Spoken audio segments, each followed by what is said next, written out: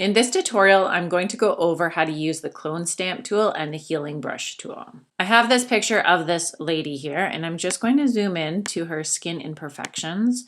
So you can zoom in using the zoom tool on your sidebar or just hitting Control+.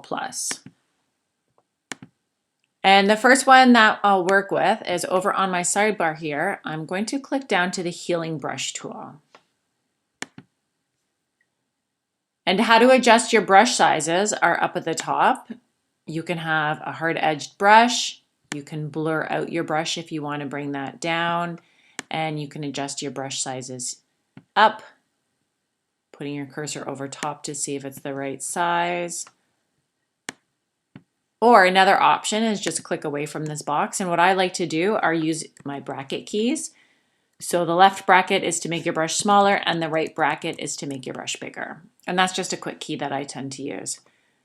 Putting your cursor over top of the area you want to remove, do a click. And what it does is it tries to pick up like pixels around it in order to fix it. So I'm going to make my brush a little smaller for this little scar or acne down here and do a click and it's gone.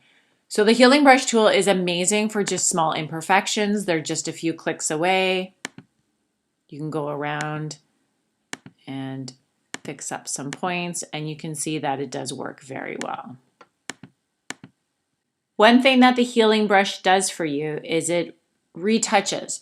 It retouches the area. It matches the variations of texture. What it does not do is what the clone tool does. The clone tool is a lot more powerful, and you can move, remove, and duplicate entire objects. The healing stamp just tries to heal areas. It's not actually trying to duplicate the areas. Now let's go over and look at this one. So I'm going to zoom in to her tattoo at the bottom here. And just for the sake of doing this, I'm going to duplicate my background layer here. So I'll have my healing and I'll call this one clone stamp. Working with the healing brush, I'm just going to go over to the sidebar here and make sure I'm on my healing brush. So healing brush tool, or I could have hit J on my keyboard. And I'm going to first sample the area. Sampling the area is just going to help me with what it has to figure out it has to heal. And then I'll do a couple passes over top and zooming in a little bit more. You can see that it's a little trickier around edges.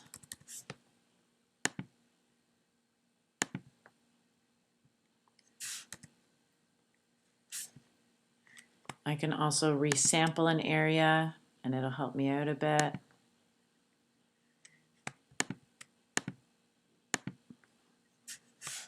And if I go back, you can see it's a little imperfect down at the bottom here, but it's pretty close. I can spend a little bit more time fixing it up, but I think you get the gist idea. So let's move on to the clone stamp.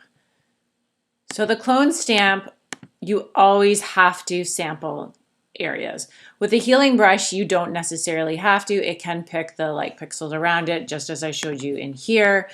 But for this one, I did sample the area. Now I'm going to use the clone stamp tool.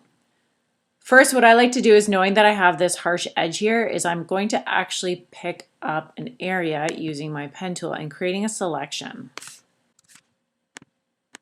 You might be wondering, why am I doing this? It's because when I do the clone stamp, I don't want to have to go past and start getting this area over here. So I'm just going around the arm.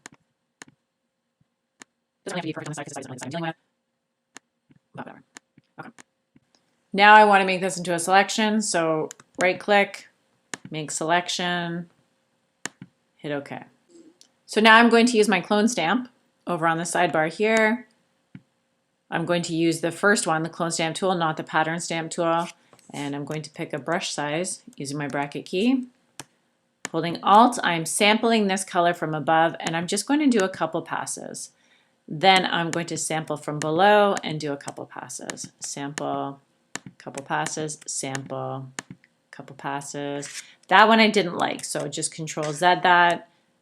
Sample, pass, sample, pass. I just get in habit of sampling and passing. Otherwise, it'll start go and decide its own pixels, it gets really odd and I don't like working like that. So just sample pass. And this is the cool part. You can see that it's not going over the edge because I have a selection.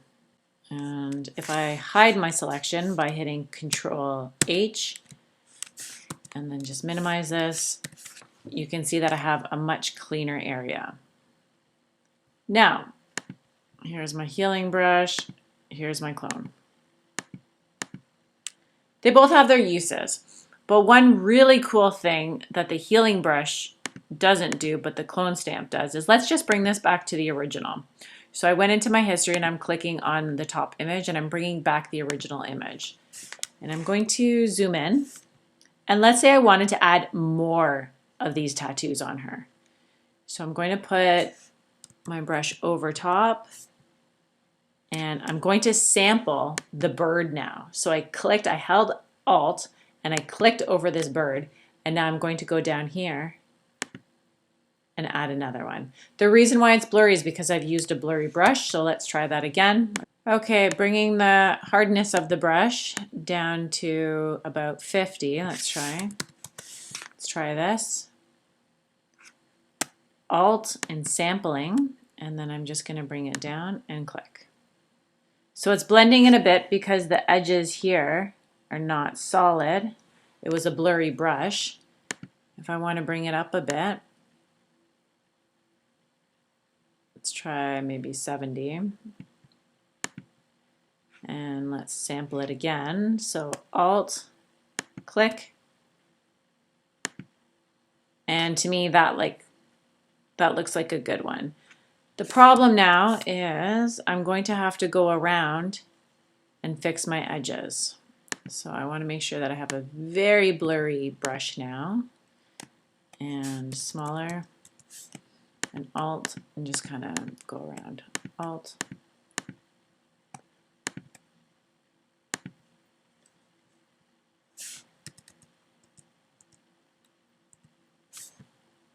And there you have it.